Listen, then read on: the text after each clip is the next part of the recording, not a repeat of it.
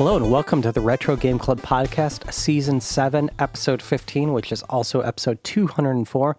I'm Rob, and joining me is someone that gets stressed out by Tapper, Zach. Hey, how's it going? That is 100% true. That game is not for me. Unless I want to be stressed out. And for people that didn't hear the cut I'm going to make in this episode, I almost said Hugh. I mean, we might as well be. We're both pretty cranky. Yeah. It's muscle memory at this point. So what's been going on? What have you been up to? Still playing Wind Waker because I haven't had much time for anything else. Speaking of Hugh, I forgot to make the joke last time that I'm at podcast retirement age. Yes, so as part of turning 50, I had what's called a CAC scan, which is a low power X-ray CAT scan of your heart. It checks for calcified plaque. Mm-hmm. And so this is a PSA for people because I consider myself a pretty healthy guy. I eat fairly healthy and I run and work out all the time. You run marathons? Pretty good used to, but I still do run, lift weights, work out every day pretty much, probably too much. And I'm in terrible cardiac health. I have so much plaque in the arteries around my heart, and that's genetic. There's nothing I could have done about it except maybe somehow get that done sooner. And so now I'm on a high dose of a statin, and that's going to help things out. But just don't assume that you're in great health. Get checked out. Get checked. Yeah, preventative health is nothing to be embarrassed about, But that's about it for me. Yeah. What about yourself? That's a lot on your mind, Yeah, I mean, I was telling Zach this 5 years ago, I got the same thing, and they found 50% buildup, and then put me on high statin, and I changed my diet and stuff, but I was raised by someone who owns fast food restaurants. I didn't know that. But I recently got it was like 3 weeks ago, a checkup, the same scan, and I'm at 0%. Optimal. That's great. It's hard to do better than that. So yeah, it's I seriously went in thinking they were going to recommend a stint. You know what I mean? I was like, well, once it builds up, and so it can be fixed, but they also say like, well, maybe your first scan, sometimes there's ghosting and it's a false positive, so they don't know if it was that. But yeah, I do have a follow-up with a cardiac specialist, and I'm sure I will cover all those things. But for now, I'm on the statin, and I figure if there's no major side effects, what's the harm there? Let's err on the side of caution. Pretty much everyone, I mean, we're at that age, pretty much everyone I know is on a statin now. Yeah. At least people that sit on their butt and play video games all day. But I have been up to, let's see, I have, I think, completed my PC Engine collection. So I'm never going to have a complete collection, but I saw a great deal on, and I showed it on, I love showing stuff on audio-only podcast, the PC Engine Bitmap Books art book. Mm-hmm. And so one night when I was bored, I went through and found all the PC Engine games in that book that seemed like you don't need to know Japanese to play them. And how do you determine if something seems like you don't need to know Japanese? Pretty much not a dating sim, not a role-playing game. Pretty much that. Like if it's action, or shoot or something like that. Okay.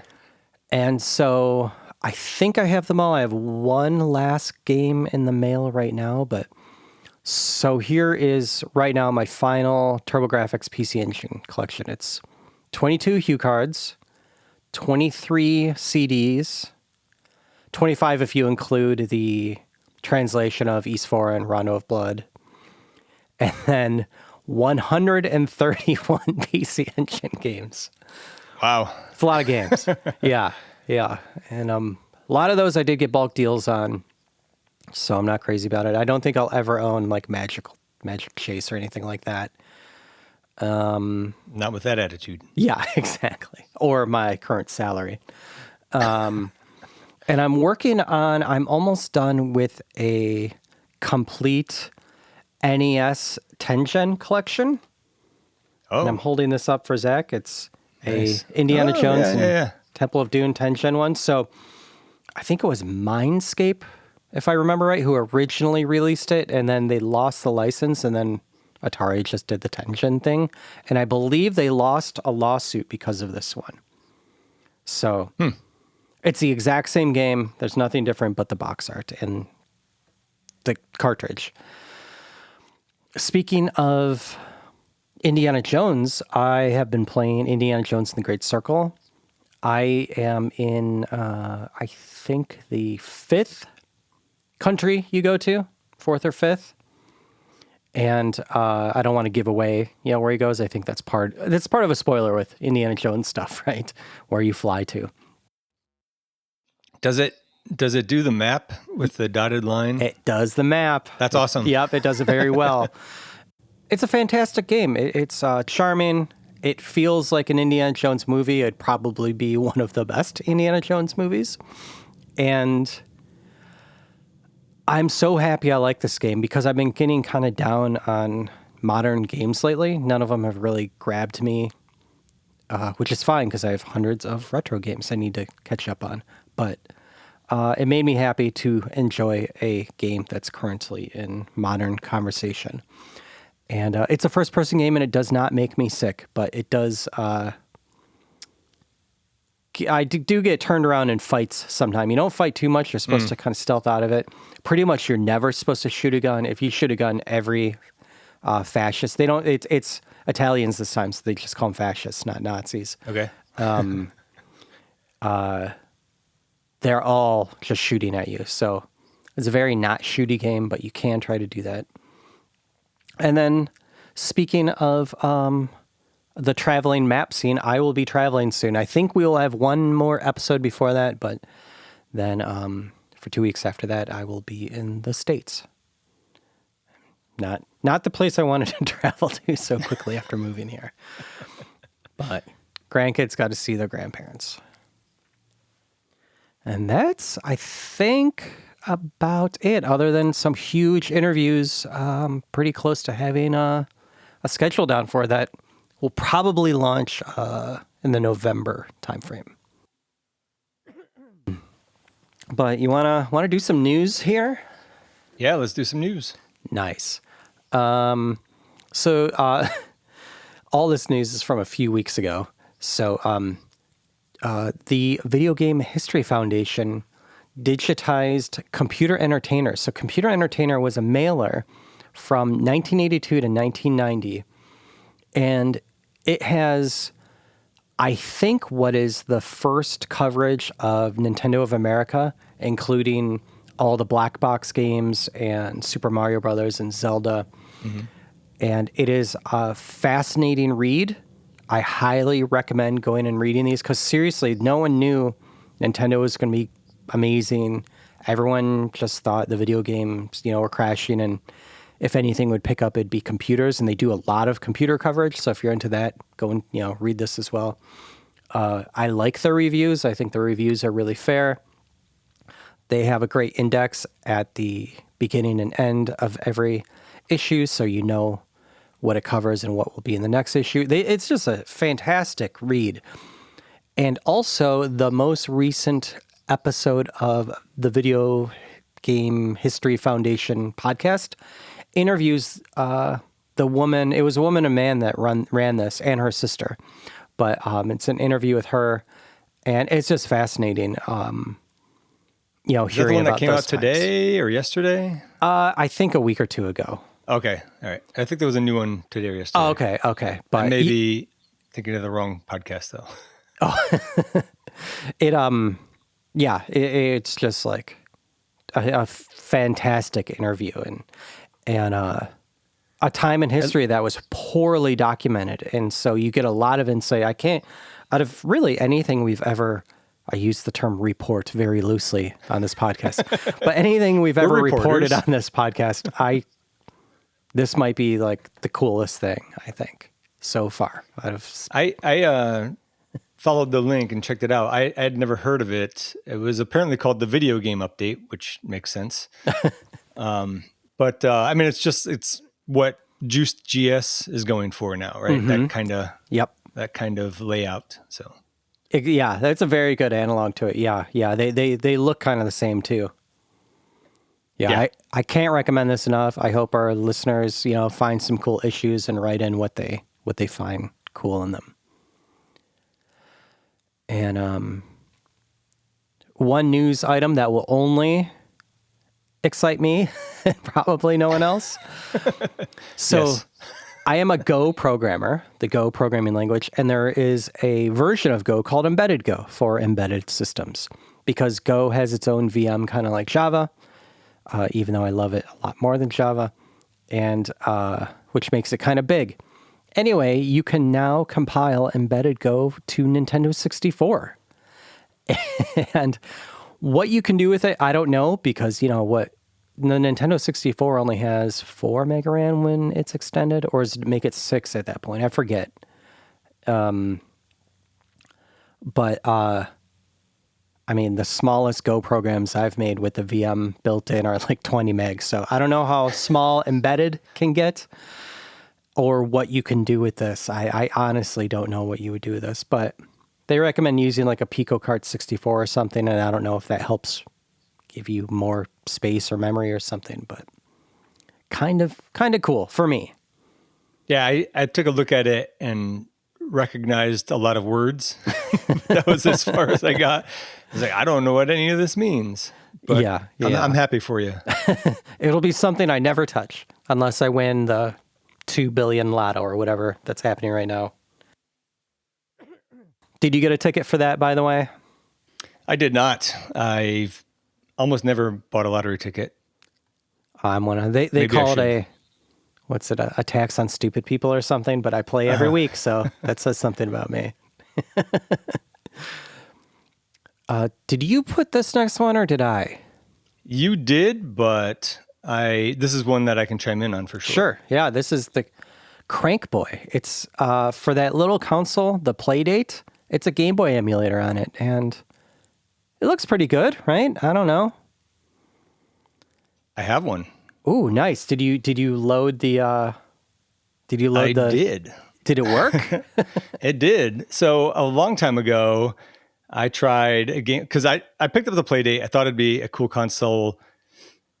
It's cool. It's a gimmick. They keep putting out stuff for it, but most of those games are not for me. I know people who are big fans of it. And I gave it to my kids at one point, and they were like, "Oh, awesome!" And they played with it for like a day, and then they were done. So it's just been collecting dust. Yeah. But when it first came out, I was like, it would be really cool if this had a Game Boy emulator on it, because the screen is really nice on it. It is not backlit, but you can see it well if you have any amount of light at all. And it's a very nice screen, no smeariness like the original Game Boy. It's not murky, green murky. No, not at all. No. So somebody put out a Game Boy emulator for it a long time ago, like in 2022 maybe. It was called Game Kid, but it was like 40 frames per second. The Game Boy is supposed to be 60. So slow enough to not be fun. The CrankBoy, I don't know what they did to make it work so well, but it's like half the size of the Game Kid in terms of the file size. Oh, wow. Or the emulator size. I did try it out. I tried Mega Man 4 on it, which is one of my favorite Game Boy games. Yeah, you know it very well. Yeah. Yeah, and it works pretty good. The problem is there's slowdown in Mega Man 4 anyway, or IV. This is like that 4, Roman numeral 4. So it's hard for me to tell if it was slowing down because of that's how the game is sometimes, or because of the emulator. But for the most part, it worked really well. And I started looking into what they did. And part of it is they just run it at 30 frames. They skip every other frame. Oh. So that's cheating, but it looks fine. Like I didn't really notice. Yeah. Right. And then there's some other just cool things that I read about it when looking into it.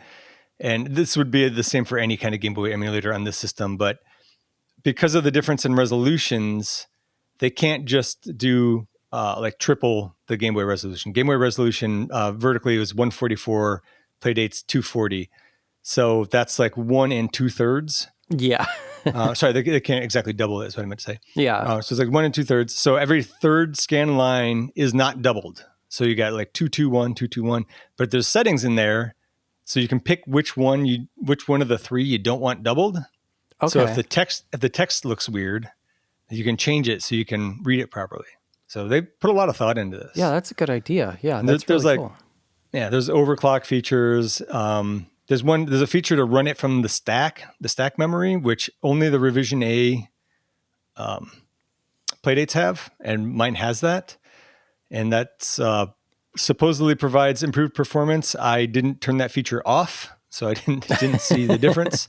It was default to on, but it was cool. It was a really impressive Game Boy emulator. I might use this device a little bit more now. Yeah, because you travel for work a lot, right? So you could just take that with you. Yeah. And speaking of Playdate, I did see a Nintendo is reportedly, I can't say that word, I say it like a 6-year-old, reportedly releasing a Joy-Con 2 with a crank on it. Oh, really? Yeah, what that'll be used for, I don't know. Maybe some fishing game. I want a Joy-Con 2 that's like the GameCube controller with like the layout of those buttons, because it's hard to play Wind Waker with the buttons. Like you look at the buttons on the screen, it's not what you have in front of you. I keep screwing up, I don't know, like X and Y or something like that. Yeah, that's why I never emulated GameCube, really. That's a rough one. What else do we have? Oh, yeah. I can't believe I put this one on here. So when Nintendo of America was going to release Pokemon, they almost gave Pikachu boobs. That's the whole story. They thought it'd make it more popular for Americans, but probably good. They didn't do that. We don't kink shame here. Yes, exactly. Yes. I'm sure there are many pictures of Pikachu with with you that. can find anything on the internet if you look hard enough. Yes. Or if you use AI, I suppose. Yes, you can probably also do that. And then something I might have to buy, we'll see, because I'm out of space. But the Vectrex mini prototypes were showcased at Gamescom 2025. And you pointed out that it's an OLED screen, right? Right, which makes sense since, like, if you know anything about the Vectrex, it was a CRT, and it just uses the electron beam to draw instead of like scanning every line like a normal TV does. It draws in vectors. Mm-hmm. So I think to get the best representation of that, you would have to use an OLED screen, because otherwise it'd be backlit and it's going to look weird. Yeah. But if they made a mini CRT for it, I would definitely buy that. It would be really expensive though. That would be amazing. Yeah. I don't know if there's any CRT2 manufacturers left, right? Or I don't know. Yeah. There's that one that starts with an M that arcade cab people would get for mid-res screens, but I don't know if that exists still. Those are heavy as heck. This is 1/3 size, and I can't tell. I don't want to press play right now on this video because it'll probably record the audio, but I can't tell if it plays carts. Does it play carts? Oh, I don't know. There wasn't a whole lot of information. Was that the one that it was, they said the Kickstarter was coming soon? Yeah. And I think, I see a picture of it, and I can't tell if the cart slot is 1/3 size. Like if they just put that hole there just to do it. Yeah, it'd be cool if it did play the carts. But yeah. I wouldn't count on it. Yeah, exactly. Yeah.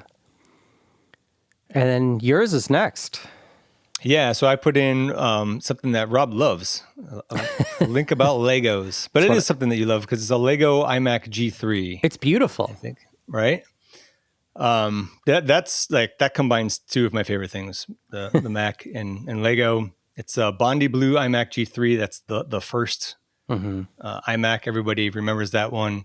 It looks like it's about 6.5 inches high. I couldn't really tell from the picture, but I did find a Lego unit converter, and I counted the number of studs in the piece along the side. And then they got about 10 months left to get 100,000 signatures. It's about halfway there. And then I don't really know how that works. You submit ideas to Lego, you get people to say, yeah, I would buy that. And then sometimes they pick it, something like that. I know there was a long time ago, there was one for Samus and her ship from Metroid, and it looked awesome. And I think it got a ton of signatures. And as far as I know, there's no plans to make that. Yeah, it might be if they could get the licensing too. That might be an issue here. Yeah, yeah. I don't know if Apple will do that. I think it'd be stupid if they shut it down, but Totally, yeah. whatever. I mean, they should do this. They should do, the original iPods, all that stuff. Why not?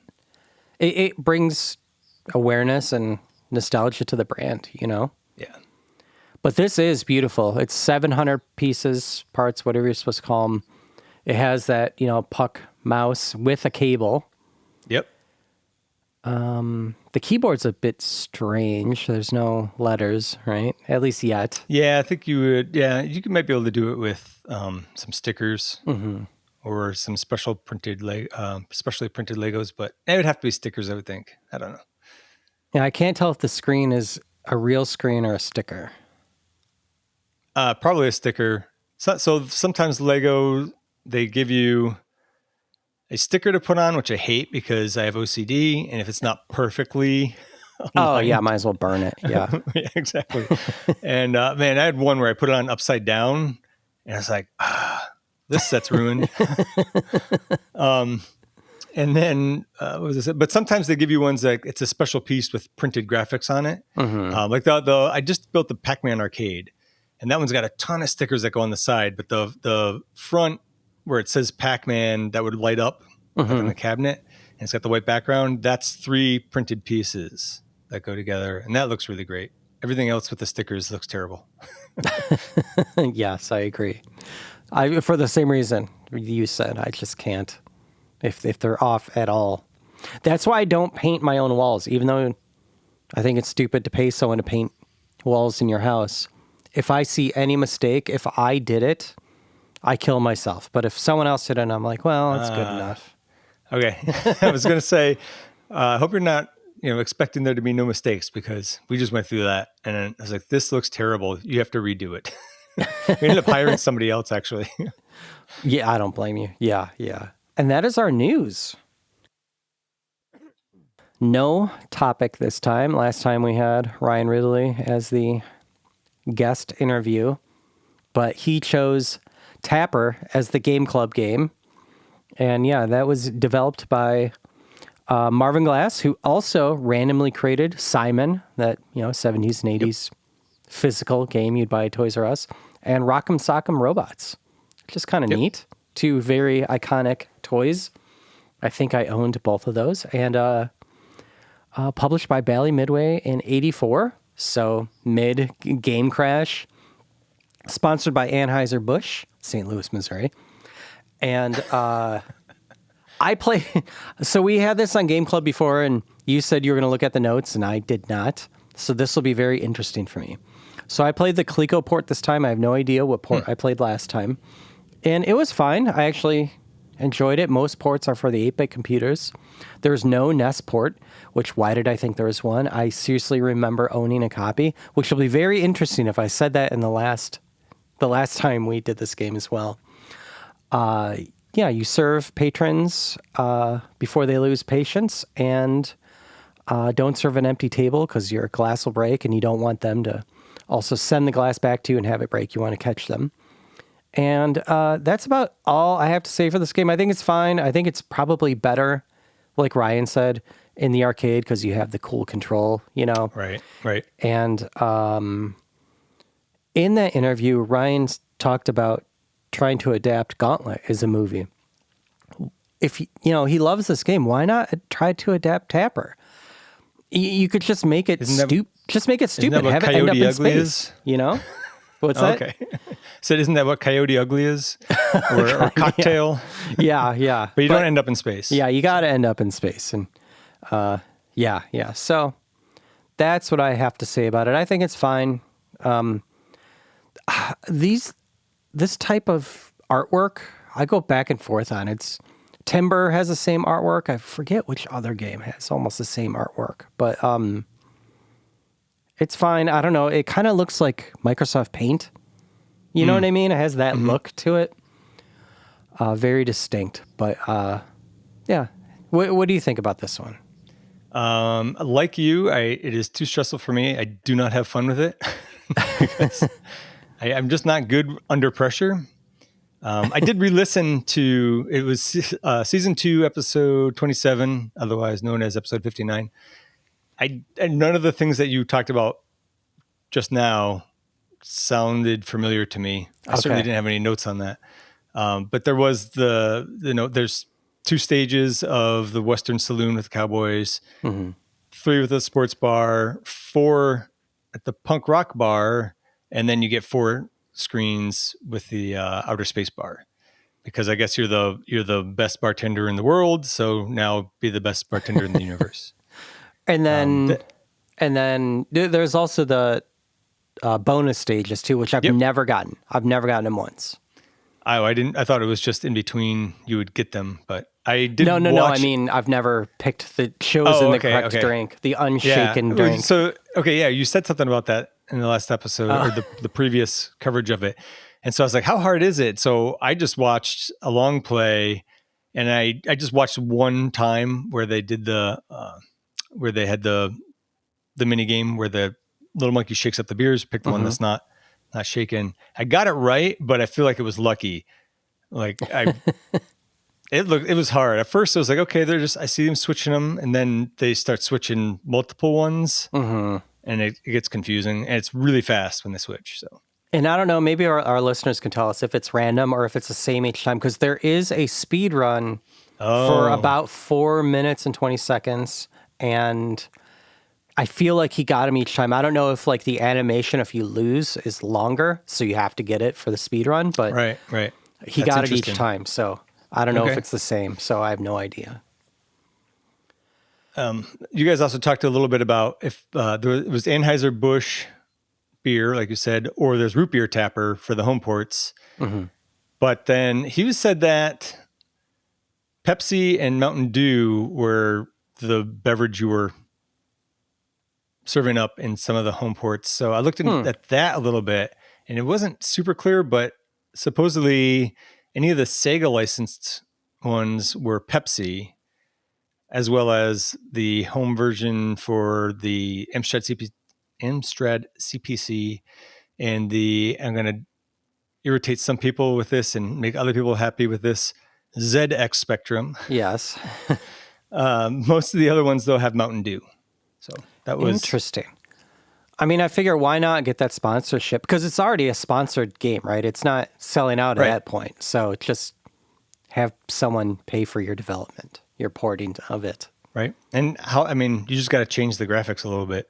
So exactly. Yeah. It's like you're coding it anyway for a new processor, probably, or at least new resolution. So might as well do that part. Right.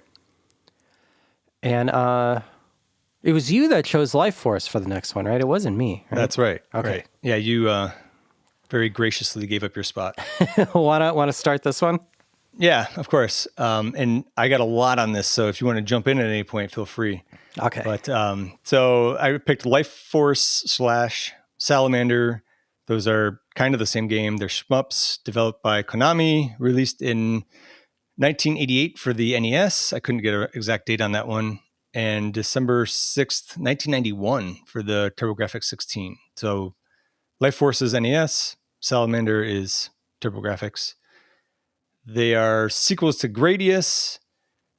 And I played and beat Life Force as a kid. I'm pretty sure I used the Konami code on that one. Not positive.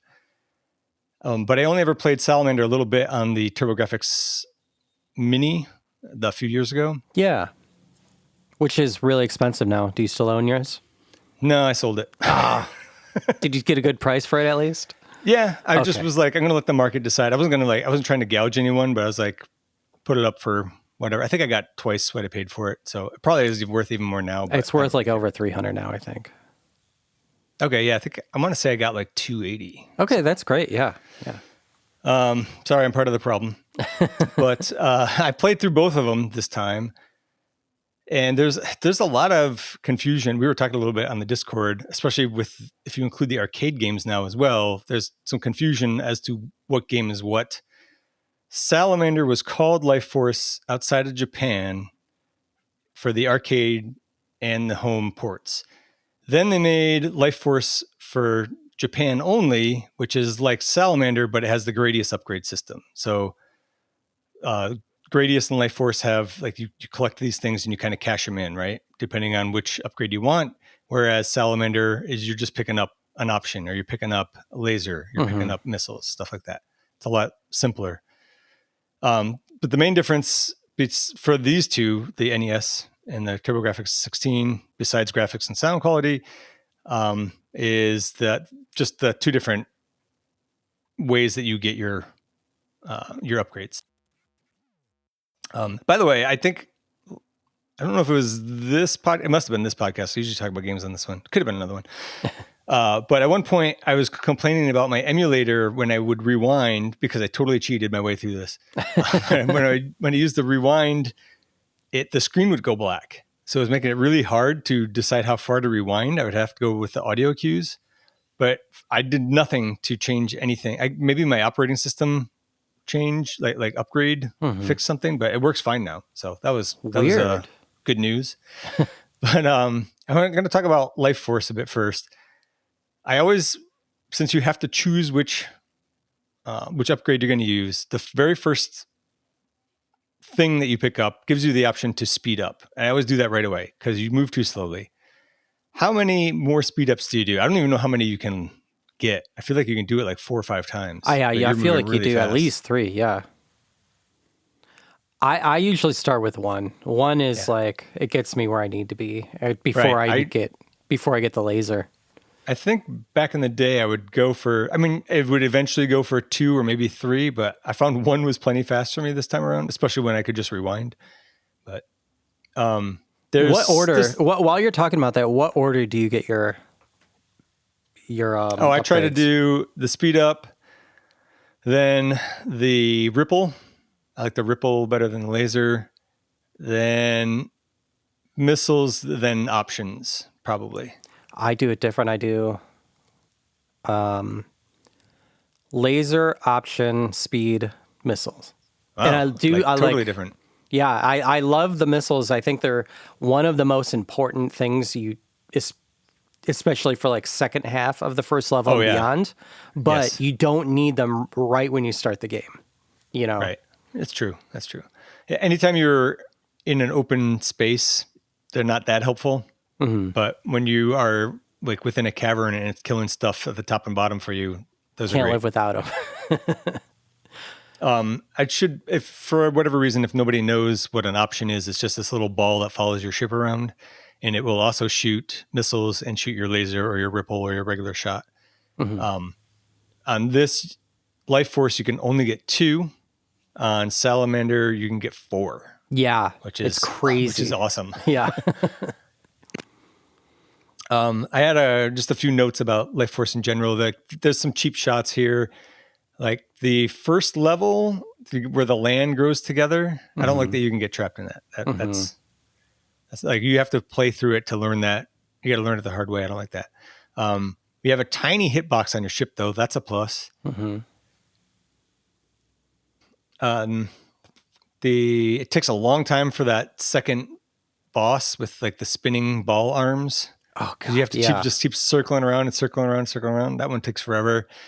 I also thought that the speed up section was kind of BS. Like, I don't know what happens if you don't have the speed boost on that, where if you can move fast enough or not. You have there's a hack too, or a strat, I guess, where if you go all the way to the top of the screen, at least for the first half of it, you're already in front of where it's closing off. But you have to have it memorized. Sorry, this is for the asteroid field part. Sorry. Okay. At the very end, you are correct, and I have that in my notes. After you beat the final boss, there's all those columns that are closing up on you, and they leave just a gap for you to fly through. If you just go to the top of the screen, you can make it through all of them except for like 4. And then if you have rewind, that's an easy case. Or you have so many lives at that point, you could probably just keep dying and be fine. So is the asteroid, or is that stage 2 top down you're talking about? It is a top-down stage, yes, but I'm assuming I had that after I talked about the second boss. Oh, okay. So maybe it must be stage 4. I don't know. Okay. And then I think it's before you get to the skull with eyes, which I think is goofy. I always love those, like Devil's Crush. Yeah. Yeah. That's pretty much it. Oh, at the end, the final boss, it looks kind of like a planet with kind of a weird eye or whatever. But then it's got like the serpent or dragon. I thought maybe it was a legless salamander, but that's not a thing. So I'm like, I don't know. But on the artwork, they show that snake in the box art, right? So I'm assuming it's that, right? Well, I read, and I meant to link it in the notes, but I didn't. But I read the salamander, and I used Google Translate for this, the salamander manual and the Life Force manual. And I guess it's the same-ish thing you defeat in Gradius, but this time it's huge and you go inside of it, and that's why it's all bio. And then at the end, I don't know if somehow you're just fighting the thing or if it's the thing taking over the thing. Right. But at the end, you go through that speed up section with the columns, and then the planet explodes. It says Konami, and there's music forever until you press start. So not an awesome ending for beating a game like that, but it's okay. Yeah, then kind of a letdown. Then I played Salamander, which at first I liked better, but then it got really hard. And I was playing on the beginner or easy or whatever it was. That this one actually has a difficulty select. The music quality is a lot better, but I prefer the sounds that the NES makes. The graphics are obviously a lot better. Also, I noticed I meant to check on the vertical scrolling stages. I didn't notice it, but on the horizontal ones, it's a little bit more than a screen high. So as you get to the top, as you go to the top of the screen, the background scrolls up a little bit. Mm-hmm. You know what I mean? Yeah. So you don't get that in the NES version. A lot of it just looks like improved graphics from the NES version, though. I mean, it looks really nice. Yeah. You get 4 options, which is great. Oh, very little slowdown. I don't think I noticed any slowdown, but very little sprite flickering until you get 4 options in the laser. And then it's like all flicker. The shield is different in this too. You have like a little thing at the front of the ship. I prefer the shield from Life Force where it's almost like your ship is on fire, but it's blue. I agree. Yeah. And then it protects you a little bit more. I think if you crash into an asteroid, you're still dead, but yeah. And then around stage 4, stage 5, it just gets incredibly difficult. And the final boss is different here. You don't have that. You're just fighting that planet thing, and you don't have the serpent or whatever flying around. And the boss was killing my options. Like if they were in the way of the little lightning thing that it shoots out, it was destroying the options. Which I don't remember ever seeing that happen. Wow. Interesting, but I did not like that. So between the two of them, I really like Gradius 3 best. Yes, of course. It's a good compromise. Yeah. Well, I played the NES port as a kid. I never saw it in the arcade. And I remember distinctly me and my cousin would play at his house. He had it before I did, and I actually got it because of him, because I liked it so much at his house. We played on Christmas Eve or whatever was at his house, and we'd beat it. I'd be like 9 years old, and we beat it. Again, like you said, I don't know if it was the Konami code, but man, I was not beating it this time. No, it's hard. And yeah. Let's see. Some of my notes overlap with yours. Yep. NES port is 87. And again, yeah, NES port has stellar music, amazing graphics for the time. Like you said, the PC Engine port, 1991. A minus for the PC Engine. I do like the PC Engine port better now. I have nostalgia for the NES port, but on the NES, if you die, you start right where you died. Right. On the PC Engine, there's like checkpoints, predefined checkpoints. Yeah, that makes it really hard. I forgot one thing too, one other difference. I went through the entire first stage with no missiles, thinking I just didn't get the missile pickup, and then realized that the other button fires the missiles. I don't like that at all. I want to hold down one button and have everything going. Right. Yeah. Don't even make me hold down a button. Yeah, exactly. Yeah. Just toggle it on and off. That did frustrate me, and I was not ready for that. So I played, let's see, I think on the Pocket, I emulated the NES port. On the Pocket, I played the PC Engine cart. Nice. And card, I guess. And then I have the Gradius Collection. It's great emulation, but lacks kind of a lot of extras. Like, I guess it has the manuals and stuff like that, but maybe that's where I read the manuals. And no, I think I actually did translate the manuals and then in Gradius Collection found them later. But it lacks like the historic perspective that Digital Foundry usually brings. This is by M2, who is known for Genesis emulation. But I think they did a great job with the emulation here. And I don't think I played the arcade version before this. The sound and the voice digitization really surprised me. I thought it was great. And it had worse slowdown than the NES, which surprised me. You thought it had worse slowdown? Were you using the laser the whole time?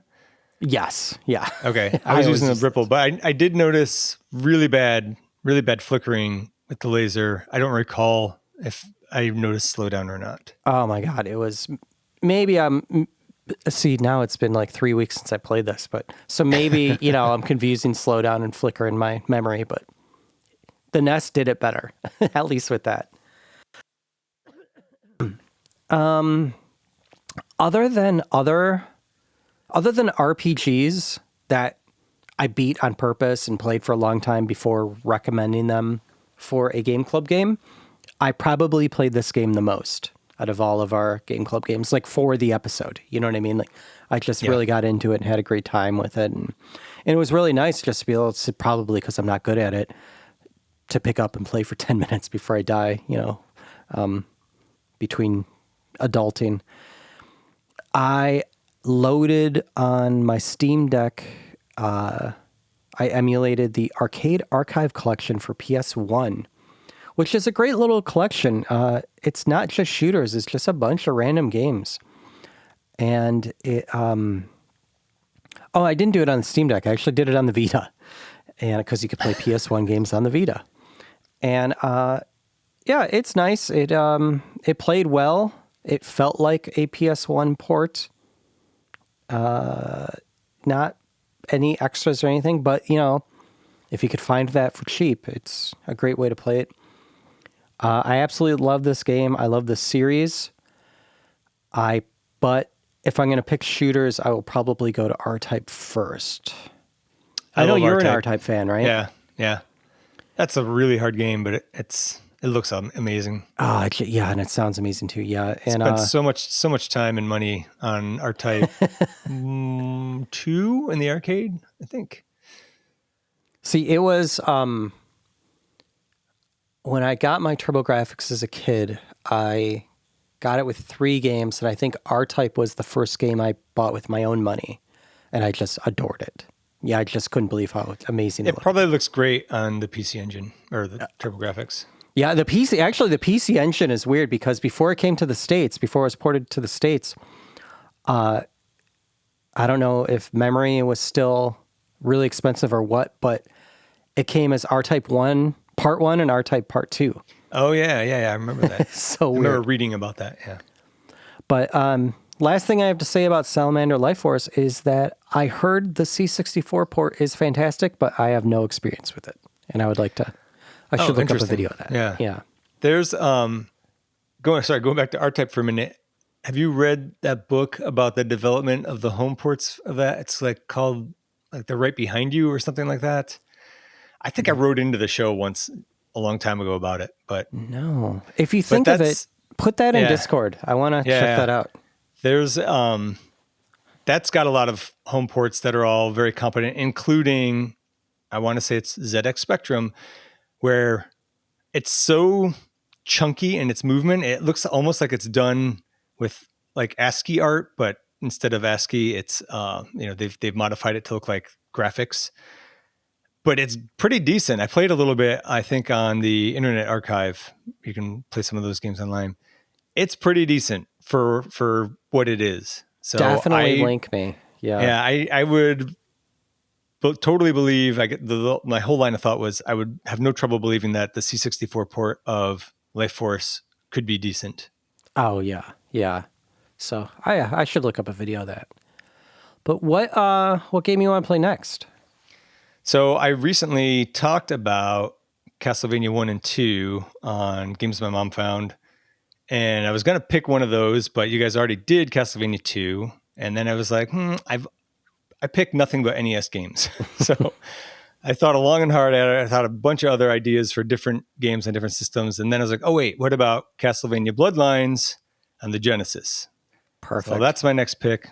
It's my favorite Castlevania game that's not 8-bit. Interesting. Wow. Okay. That's funny. I almost picked Symphony of the Night, but I want to wait till I have time because I've never beat that game.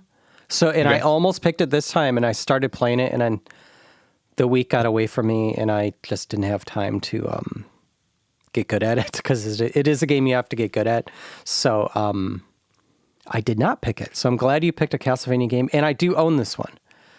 Nice.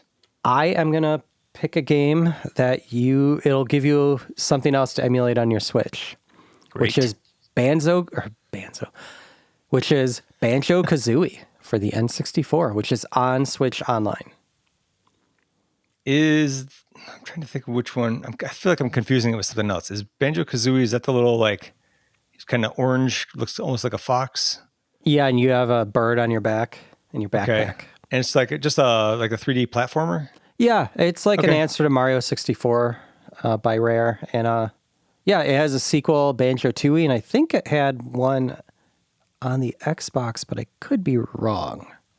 I think I might have played one of those games for a little while. I feel like it was on a PlayStation, though. I don't know. Probably not a PlayStation. Yeah. Well, certainly not if it was on the N64. But I don't know. Maybe I played it in a store at some point. But if any of our listeners play Castlevania Bloodlines, Banjo-Kazooie, Life Force, Salamander, what else do we have? Tapper. If you build an iMac G3 Lego set or buy a Vectrex Mini, if you put boobs on Pikachu, don't send that to us. If you update your Playdate with a CrankBoy, or if you're a Go programmer, and most importantly, if you read any of the computer entertainer issues, please email us. Email at retrogameclub.net. There's email at retrogameclub.net. We're on all the socials, but Discord's been a bit quiet lately. Please get in it. But it's not just our Discord. It's like all of them. I don't know if it's the U.S. holidays or what. They've been dead. Yeah, there's been a lot less activity I've noticed as well. Not just on ours. I'm in a few of them, and it seems like activity is down. Yeah, get in there. I'm lonely. And we do have a few emails this time and socials. Feel like taking the first one? Sure. The first one comes from Gunbur. He had a thought listening to the most recent episode about how he ended up being a non-console gamer. And he says it's all Nintendo's fault when they removed Super Mario Brothers from the NES console pack-in. So I don't know when it first came out. Was that the top loader? I don't remember that ever happening. I don't know. I thought it came with, didn't it come with that and Duck Hunt? The top loader? Not the top loader, but like the original. The original, yeah. And then the 3-game one with the power pad. And then... Yeah, I thought it came with Super Mario Brothers Duck Hunt. Maybe that's what he's talking about. Yeah, that's what I had with it. But I don't remember it not having a pack-in, is what I'm saying. Oh, I see what you're saying. That's why, was it the top loader that didn't. I don't know. At that point, I was all 16-bit. Right. But he says he saved up his newspaper delivery money to be able to afford it. And once he finally had enough, it no longer came with the game, and he couldn't afford to buy a game and a console. And that led to him being a PC gamer for life, which I have to assume he already had a PC in his house, because that's not any cheaper. He's also got a potential feedback question for us, too. He asks, what's your favorite non-console retro game? Or something along those lines. We had asked something similar before. We specifically said Windows 3.1 games, but that was a long time ago. And this is a lot more of a broad question. So I like it. I like it too, yeah. And in fact, I am going to copy and paste my answer down to the bottom of our notes so they don't get chopped. But Gumber has to write back and answer if it was the Dogbone top loader NES and any other info on the non-pack-in re-release. And sorry, my phone buzzed. And also, how he got his computer, and was being a newspaper boy a scam? Because I had 2 friends in my subdivision growing up that were paper boys, and anytime they went on vacation, they would ask me to do their route, and I hated it. I did it once for each of them and then just said no after that. I think my parents said no because they ended up having to drive me around because it'd be like the middle of winter, in Detroit. Mm-hmm. So it was like torture. So yeah, was that a scam? Because seriously, didn't you make like $2 a week? I don't know any of it. But Hugh writes in, and he has a odd Tapper story. It may surprise you that he was a computer lab guy in high school. And he was in a senior year, and he had 2 hours of study hall, I think, where he would just go into the computer lab. And there was a fleet of shiny new Tandy 1000s, which is pretty sweet. And 2 games, Gorilla.Bass and a bootleg disc of Tapper of unknown origins, which he links here. I did not click on the link before this. It's a root beer Tapper. It looks pretty serviceable. Yeah. Yeah, looks pretty good. I love bootleg DOS games. And I was a Tandy fan back in the day. I never had one, but I had another friend in the subdivision that his dad was a Tandy person for some reason, and he had like 2 or 3 in his house. I always went to Radio Shack and messed with those. Oh yeah, they were fascinating to me. Oh, those guys loved kids like us, right? Just not buying anything. And yeah. I was probably buying rechargeable batteries or something. Yeah. But not a computer. No. I did go to Radio Shack once with a 2600 magazine and bought stuff to make a red box. So nice. I totally forgot about Gorilla.Bass. I remember, getting my first DOS machine and discovering Gorilla.Bass and thinking, oh, wow, I could read the code. This will make me into a programmer. And then, because I think it was Quick Basic at that time. I could be wrong. Could have been GW Basic. I forget, but I just remember it made me cross-eyed looking at that code. So I do wonder if now that I'm a real adult programmer, if I looked at the code, if I would finally understand it. It wasn't compiled? It wasn't just compiled nonsense? No, it's basic code. Oh, I guess it's basic. Well, yeah, okay. Well, yeah, some computers compiled on the fly, like the Apple II, and some of them compiled before it ran. Yeah, like interpreted. The TI-99. I don't know if there was any that you compiled in a compiler and it spat out an executable. I forget. Oh man, I killed just those brain aloud. cells. Yeah. Yeah, now I'm going to have to look at that. I'm going to lose work time because of this now. And then Hugh continues that about our new adventures of Super Mario Brothers 3 watch through topic. He was unaware of the show when it was new. The first time he saw it was in a bin of DVDs at Menards, which, if people don't know, Menards is a home supply store. Like, you could buy lumber or garbage cans or a lawnmower. DVDs. And DVDs, apparently, yeah. Is that only in the Midwest? I've only seen it in the Midwest. Yeah, there's The big three out there. There's Lowe's, Home Depot, and Menards. Okay. And Menards tends to be the... you'll see more of the conservative folks there. I want to say more than like Lowe's or Home Depot. It's a bit more intense, put it that way. Let's say there's a lot of and I'm not making this up, because I had a Home Depot right by my house that I would go to a lot, and then by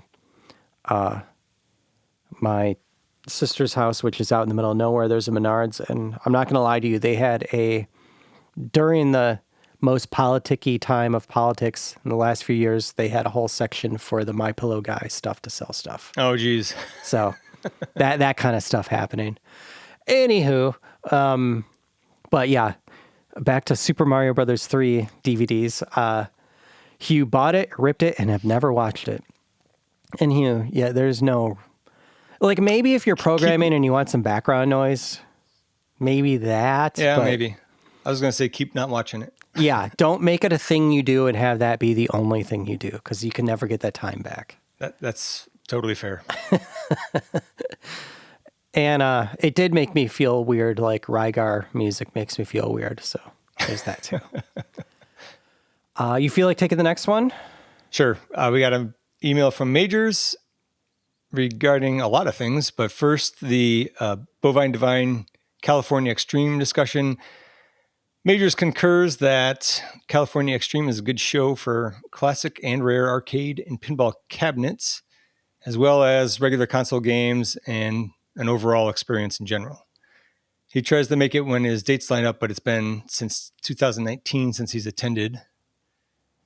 Regarding the memories of TurboGrafx, he always enjoys folks talking about their experience with his favorite console. So he should be doing well with this episode then. Yeah, Majors, can you send us in Discord, I think you have a lot of games and a lot of TurboGrafx systems. Like if you do, like put a image of your collection in Discord. I'd love to see it. Sorry I cut you off. No problem. He suggests a new tagline for the Retro Game Club could be, come for the old news, stay for the even older memories. Old men. That works. We're old men.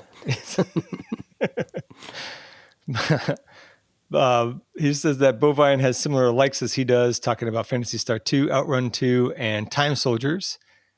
In fact, because he seems to jive with Bovine so much, he joined that Discord and continues more retro chatter with like-minded individuals there. Don't forget about our Discord. Yeah, both have been. I'm in both, and both have been quiet lately. Yeah, I am in both too. I'm part of the problem. I don't check that often. Now for some Retro Game Club games, he says Bionic Commando. When it comes to Bionic Commando, he feels the need to revoke his own retro game card, which is great because he's tried to revoke mine several times. I mean, I don't really have one to begin with, but he never knew that Bionic Commando had a top-down section like Commando. And to be honest, I forgot about that till he mentioned it. And he could never get past the no-jump mechanic when he was younger and never progressed much into the game. And I get that. It is a bit of every time I pick it up, I'm like, I wish I could jump, but I forget about it once I'm a stage or two into it. So yeah, me too. Then talking about Gamola Speed, he used to get Gamola confused with Drop Off, but not anymore. Do you know that one? I don't know that one. Wait, is that what wait, let me Google it quickly. I have not played Drop Off. Interesting. It's a Breakout clone. Oh, yeah, I played this. Yeah, I played this.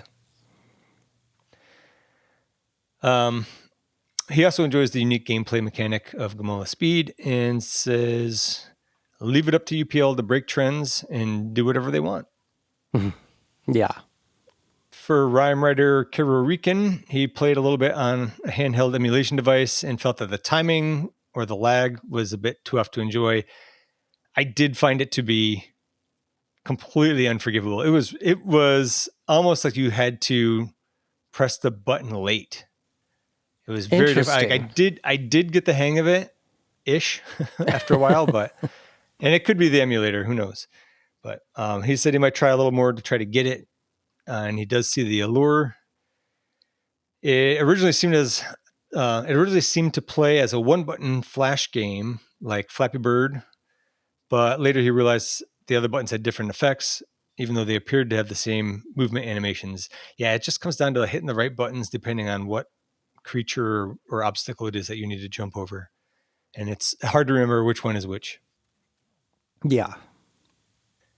Regarding social media questions, the most RF modulators that you've daisy chained together, the short answer is 2 when he had an NES and an SMS. But on a side note, he did remove the RF modulator from his old dial TV so that he could directly connect the RCA RF cable from it to the from the console to the TV, which I'm still having trouble imagining that. Yeah, that seems wildly dangerous. Yeah, but he says it eliminated the need for the RF box since it was bypassing the channels, and it meant that even though it meant that the rear TV housing was exposed, seems dangerous, he got a very clear picture that way. Wow. Yeah. I'll take the rest of it. Okay. Majors writes in again, mentioning Zach's comment about only having about 10 minutes to play video games nowadays. He feels ya, and he doesn't even have kids. He's been using his free time to relax and listen to podcasts, which we appreciate. And he also connects with our last interview, Ryan Ridley, about appreciation for bird watching and, night gazing and stuff like that. And yeah, I'm with you as well. I go on walks now, which I've never done in my life before. I always thought walking. They looked boring. And what else? Oh, yeah, he talks about us both agreeing that we like She-Hulk. He pretty much says, keep that to your other podcast. Right? I've been pretty Which, good by so the way, far, what do you have coming up on your other podcast? Oh, yeah. So we're caught up on the MCU for the most part. We'll just be maintaining that. So we are starting a new series covering all the Alien movies, the Predator movies, and unfortunately the Alien vs. Predator movies. Good thing there's only 2 of those. And we're calling it the AVPCU. I love it. Yep. Now, don't forget, all of those are owned by Disney now, so they could have an Alien vs. Ewok movie. I was going to say that the Alien Queen is a Disney princess, but oh, nice. Yeah. I love it. Yeah. But anyway, yeah, I will definitely check those out. I love the Predator movies. I've not watched a new Predator cartoon anime thing yet. I didn't watch that yet either. I'm excited for it, but I've been falling asleep early, so things I actually want to watch, I keep holding off, because I'm like, I don't want to fall asleep during this. Again, the old man podcast. Anyway, he's awaiting meaning Rob's, thoughts of Cho Aniki for the PC Engine. So people that don't know, I've been posting my PC Engine pickups in Discord, so you know what I got. He goes on to say that it's from Masaya, which can't be too bad. I should enjoy it for the WTF factor. So I actually don't know a lot about my recent PC Engine pickups. So I will put this to the top of the stack to check out. I was mentioning to Zach that my that RGC also stands for Rob's Game Collection. So, maybe there will be a YouTube series of me just going through some, trying out some of the games or whatever. But I already barely have enough time for this podcast, so we shall see. And, oh yeah, we did mention the summer of being a ninja in the 80s, how that was such a fad. And he has similar memories. He remembers a couple kids down the street that would always dress up as ninjas on Halloween. And we both mentioned American Ninja, which used to be on heavy rotation on his antenna TV. And he always enjoys a good martial arts movie. And they definitely improved, around the Jackie Chan, Donnie Yen time. And he mentions that Ryan Ridley name-dropped a movie, The Raid, which means he knows good movies. And I guess I was ranting about UPL's lackluster releases. So UPL is the coder of Gamola Speed. And he got confused with MMK, which created Thunder Dragon. But good thing he did his research before putting his foot in his mouth. He mentions the Game Club game Tapper. Like others, it was his go-to favorite in the arcade. He loves the bar theme and, the cabinet and the whole experience. And he thought the graphics for the customers were fantastic. And just a fantastic game. Oh, yeah, he mentions Xenophobe. So I mentioned Timber, which he does, but he also mentioned Xenophobe. Yep, that's the other game I wasn't thinking of that had similar graphics, which I described as Microsoft Paint. So all of you, thank you for all those feedbacks. Please, we love the email at retrogameclub.net. Hugh writes in some social media feedback about his own question of the episode, how many RF boxes have you daisy-chained together? That's just his question. Oh, yeah. He just asked a question, and then I answer it. So this is my answer. And this could be wrong. My old man brain often confuses RF with composite. So if I get anything wrong here, don't at me about it. But I think it was TG16 to NES to VHS to the TV. I think that was my longest one. I don't think I had the 2600. I think the 2600 I just had with those antenna, what are those called? It's still RF antenna, but it was the two prong things. Oh man, people are screaming at I don't know what they're called, but yeah. Oh, and it's on the you have tip to of my brain. physically screw them on. Yeah. Right when this microphone's away from me, I'm going to know the electrical proper name of those.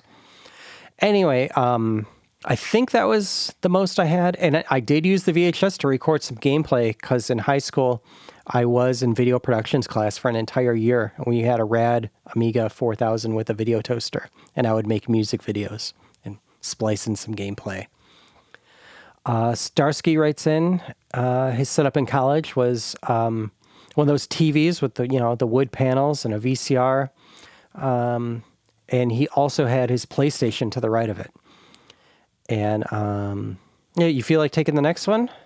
Yeah, while you were talking, I Googled, is it called a UFL connector? I'm trying to think. Or a UMCC? It might be what the whole connector is, but the name of the actual fork-looking things that you screw in. Yeah, I don't know. I didn't know that. Terminal. Is it terminal? Are those terminals you screw them into? I think that's what it is. Could be. You screw them into a terminal. Let's go with that. Sure. That is definitely right. No one write in to correct us. The next bit of social media comes from MTGFX. That's actually, he put this on the Discord. He says his pre-Katrina apartment had 3 people in it with a combined game collection. They lived in a 1-bedroom with 2 TVs on different walls in the living room. And to solve the controller cable issue, they built a custom coffee table with 2 shelves inside and ran the minimum number of cables out from that table. This is an extremely complicated setup. There's a single power strip and a set of AV cables through concealed holes under a floor rug toward each of the 2 TVs. Each of the table's 2 shelves had 3 game consoles, a 4-port AV selector, and an A/B switch. The 3 consoles were fed into the first 3 slots of the AV selector, which led to its A/B switch. Then the switch would lead to either one TV or the 4th port of the other AV selector. I need to draw a picture. This is like a Charlie Day, diagram type thing. Yeah. But this allowed them to play any console from either shelf on either the larger TV, which was further away, or a smaller TV that was closer, while still being able to play one of the other shelf consoles on the other television. Somebody put a lot of thought into figuring that out. Yeah, that's awesome. On the top shelf, they had a PS2, a GameCube, and a Super Nintendo. And on the bottom shelf, they had the Xbox, Dreamcast, and a Saturn.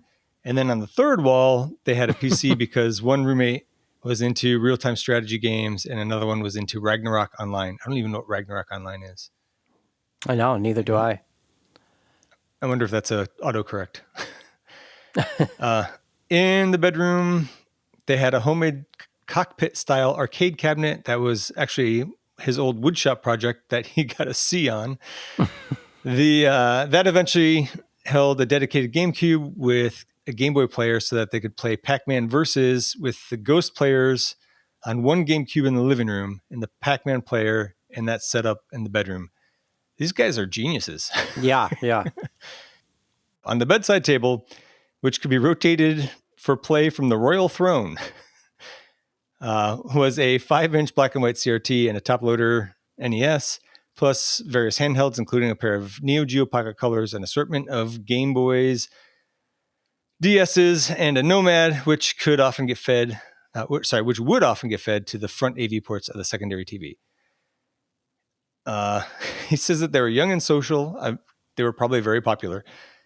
Plus, 2 of them worked at a consolidation GameStop when pre-PS2 content was being phased out, so they got stuff on the cheap. Oh, that's awesome. Yeah. Wow, then that's crazy. That is crazy. After Hurricane Katrina, they had to sell nearly the whole collection as a lot. At least it didn't get destroyed.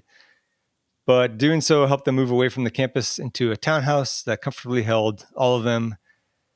And he doesn't miss living in such a cramped space or having an open door policy for the dozens or so of friends that in their circles that just dropped in.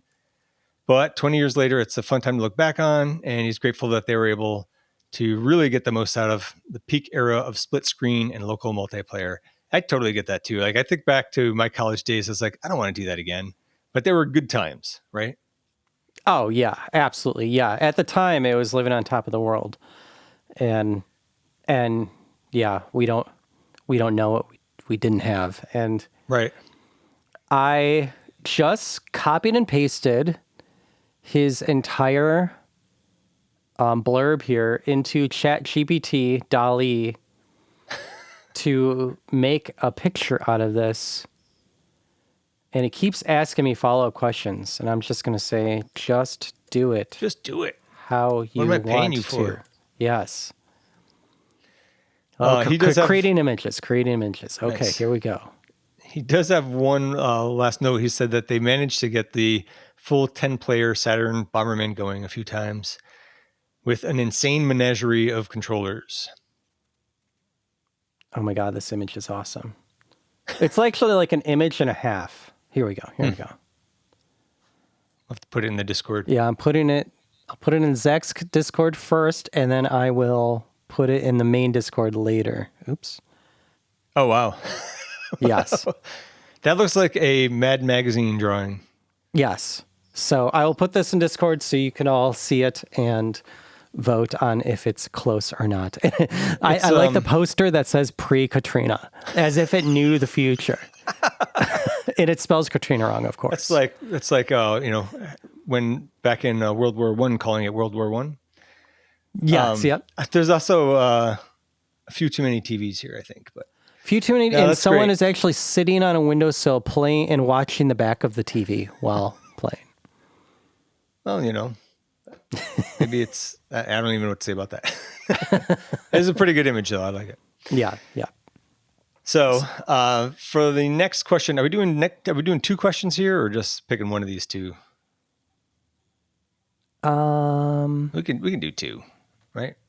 Sure. Yeah, let's do 2. So we got two next questions. I mean, the onus is really on me there. The No Spur Gamer set this one in a while ago. He says, what games would you say were missing from the mini consoles that have been released in the past decade? So there was a little bit of talk, I think, once about the PlayStation mini console, and you and Hughes had kind of crapped on that, saying it didn't really have good games. Mm-hmm.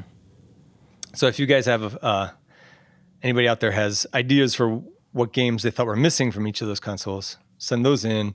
And then we have the question from earlier on in the episode from Gun BR. What is your favorite non-console retro game? Mm-hmm. Yep. So there's Discord, there's socials. We got our link tree in there, or email at retrogameclub.net. And thank you so much for writing in and making it this far into a pretty long episode.